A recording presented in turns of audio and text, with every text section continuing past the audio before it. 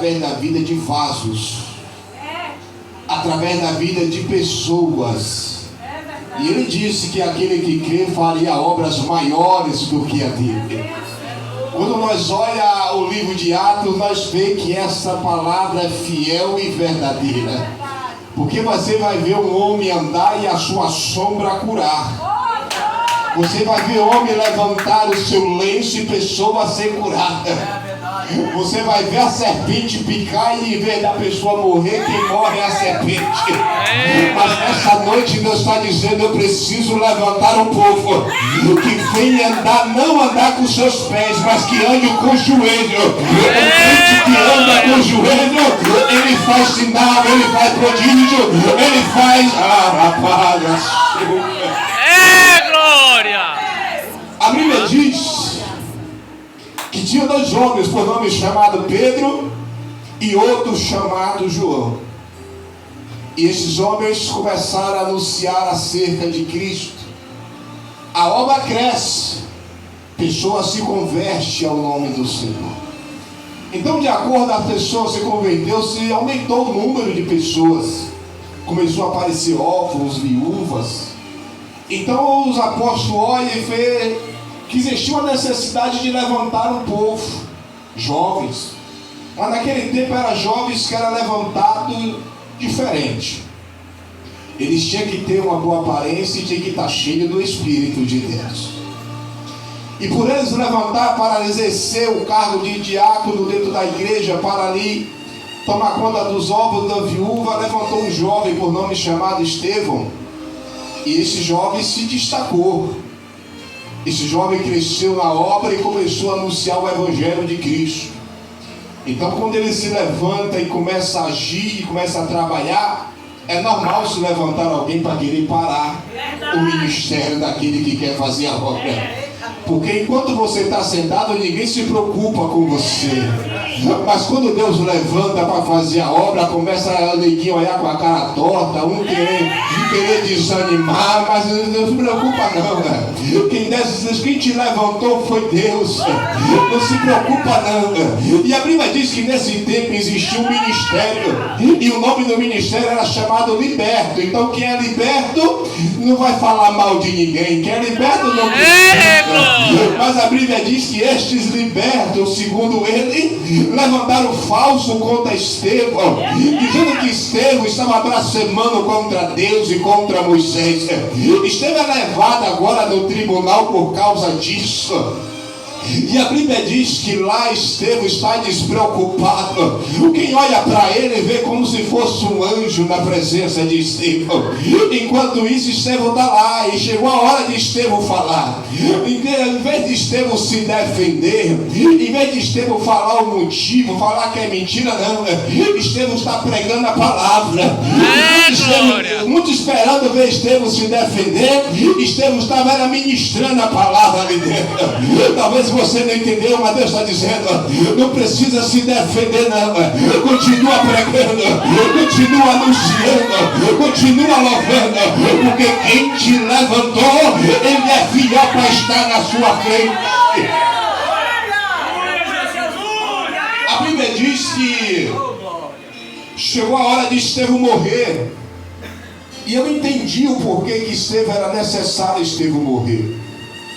Porque existia dentro de Jerusalém um certo preconceito, aonde Pedro só pregava para judeu. O evangelho estava dentro só de Jerusalém. O evangelho precisava sair de dentro de Jerusalém. O evangelho precisava alcançar vidas fora de Jerusalém. Mas Pedro só pregava dentro de Jerusalém. Pedro não pregava para gentil. Então a morte de Estevão tem um sentido, Estevão morrer. Porque depois da morte de Estevão, a Bíblia diz que os irmãos saem e aí começa a anunciar o evangelho de Samaria. Onde passava, anunciava o evangelho. E existia outro jovem por nome chamado Filipe. Quando eu comecei a ler Filipe, uma palavra entrou no meu coração e ardeu e queimou. E até hoje eu carrego essa palavra, porque a Bíblia diz que dentro de Samaria o povo parou para ouvir e ver os sinais de Deus. Eu falei: Senhor, naquele tempo o povo não só ouvia, mas o povo também via os sinais de Deus na terra. O povo não só ouvia a pregação, mas também via a cura, via a libertação, via a transformação.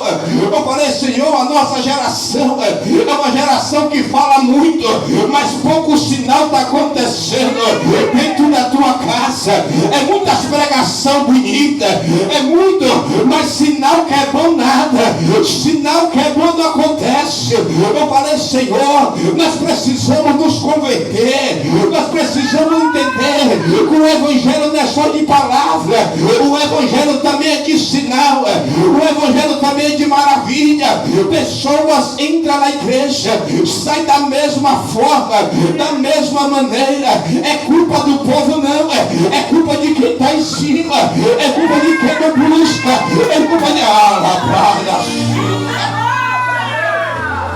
é culpa do povo não, é culpa de quem ministra, é culpa de quem está em cima, porque o povo vem para receber, o povo vem para conquistar, o povo vem para alcançar, o povo vem para receber o milagre. Eu falei, Senhor, nós precisamos nos converter. Falamos muito, pregamos muito, passamos 1 hora, 2 horas pregando e o povo sai do mesmo jeito, da mesma maneira. Eu falei, Senhor, aviva a tua obra.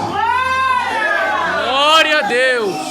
O povo via e ouvia o milagre de Deus.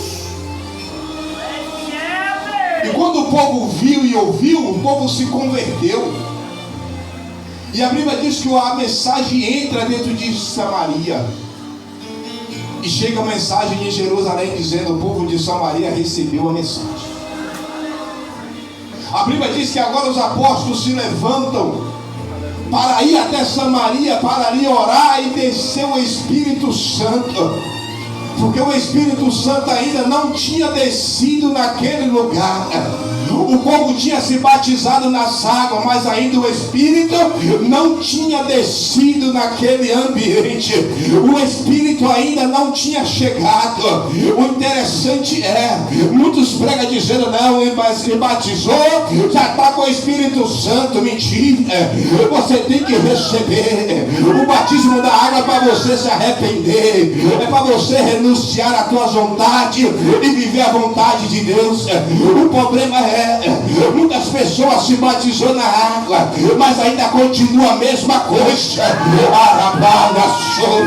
Muitas pessoas se batizou, mas foi só para tomar um banho, porque ainda continua a mesma criatura, ainda gosta de fofoca, ainda gosta de disse-me-disse, ainda tem aquele crente de 2 caras. Um dia fala, outro dia passa direto, não dá paz.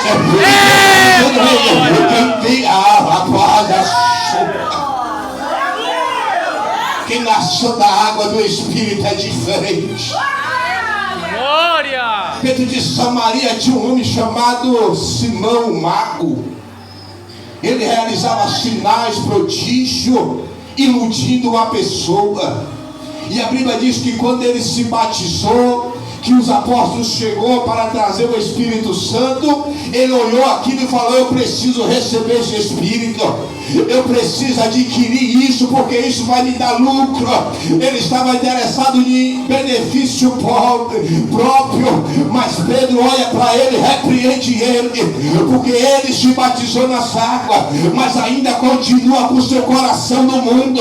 A sua alma ainda estava pegada nas coisas da terra, os seus pensamentos ainda estavam nas coisas terrenas, e ele precisava se converter de novo, presbítero.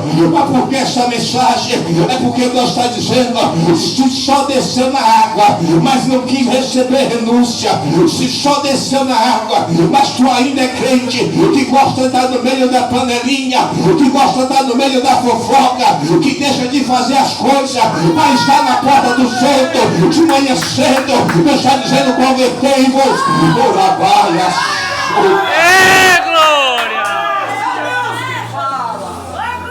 Convertei-vos. Existe em nosso meio um povo que ainda não se converteu, Um povo que ainda tem seu nariz empinado. O povo que ainda carrega o orgulho no coração. Mas nessa noite Deus vem falar contigo mesmo, dizendo: se converter de corpo e alma e espírito, porque uma igreja diferente, é uma igreja diferente. Oh meu Deus do céu, a Bíblia diz que alguém se levanta contra os apóstolos, pega o Tiago, matam o Tiago e se agrada do que estão gostando. Aquilo alegrou o coração de Herodes e diz: vamos prender mais. E neste meio tempo vão levando o apóstolo Pedro para dentro de um presídio. A Bíblia diz que no outro dia já era o seu julgamento. No outro dia já era a sentença de morte para Pedro. Mas o que me chama a atenção é que Pedro entra em um presídio de segurança máxima. Mas o que me chama mais a atenção de Pedro é que a Bíblia diz que ele estava dormindo. Quem dorme sabendo que vai morrer no outro dia? Quem dorme sabendo que no outro dia seu pescoço vai ser arrancado? Mas quem vive de oração vive em paz. Quem vive de oração está tranquilo. Quem vive de oração sabe que o Deus que ele ora, Deus não dorme e não cochila. Presbítero, que onde você quer chegar? É Deus dizendo para a pessoa aqui: fica tranquilo, que independente do que está para acontecer amanhã, Deus pode te livrar hoje ainda. Oh meu Deus do céu, é Deus dizendo: fica tranquilo. O diabo planejou a tua morte amanhã, o diabo planejou a tua derrota, mas o Pai está dizendo: dorme tranquilo, porque eu estou na peleja. Vai passando e o presídio vai se abrindo por ele mesmo. Oh Jesus grande, só Jesus vai fazer isso. Pedro vai passando e o portão vai se abrindo, se abrindo, se abrindo, se abrindo. E Pedro vai passando um, passando outro, e as portas vai se abrindo. Oh meu Deus do céu, tu não entendeu ainda? É Deus dizendo: as portas vai se abrir para quem vive de oração. Ela vai a sônia, as portas vai se abrir para quem é homem e mulher de oração. Deus está dizendo: a porta não vai permanecer fechada, porque eu vou resgatar a tua parabaia sônia. Oh meu Deus do céu, Glória! as portas vão se abrindo e Pedro vai passando despreocupado. Eu já falou despreocupado aqui um bocado de vez. Sabe o que Deus está dizendo para pessoas aqui que entrou preocupada? Pessoas que entrou com o coração aflito e angustiado. Deus está dizendo: fica despreocupada, porque o teu filho não vai ser vencido pela cachaça, o teu filho não vai ser vencido pela droga, o diabo não vai levar a alma da tua família, porque Deus está trabalhando, porque tem mulher de oração que está clamando, e Deus veio essa noite para te dizer: as portas vão se abrir. Ora para a sombra, e que a fome dele as portas vão abrir. Ele vai. A igreja estava orando do outro lado, mas essa igreja estava com o mesmo problema que eu e você está, que muitas das vezes está orando, mas não acredita no milagre.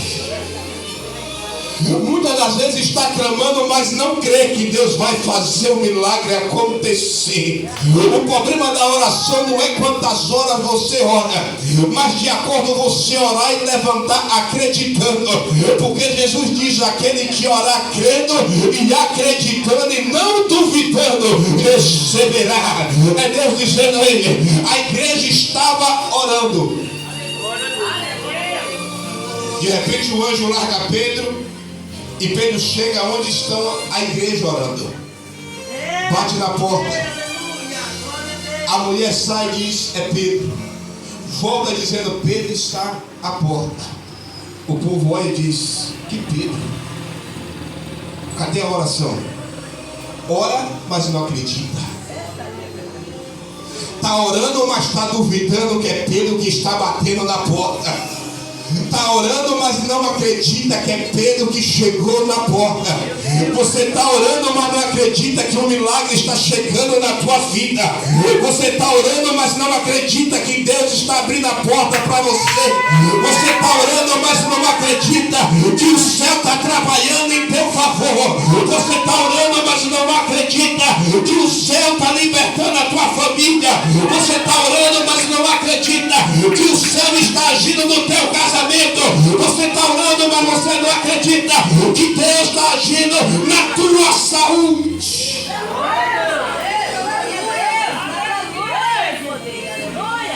A igreja ora, mas não acredita. A igreja está orando, mas não crê.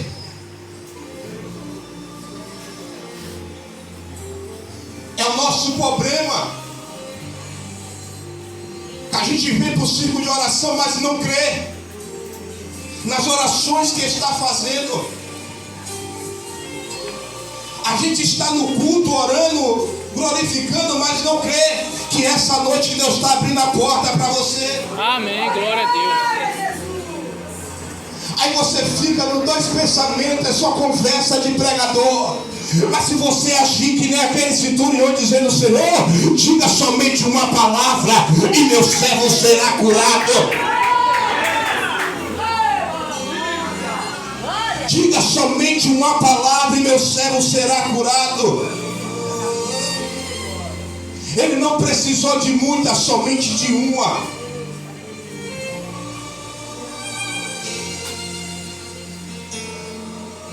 É Deus dizendo: ei, entra na minha casa com propósito.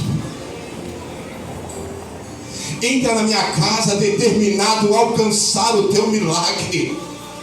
Chega de vir para cá por vir, para sentar por sentar, ouvir por ouvir, falar por falar, mas começa a agir, começa a acreditar, começa a praticar a palavra, começa a viver ela, porque Deus vai agir na tua vida. Glória. Poderoso e fiel. Pedro bate.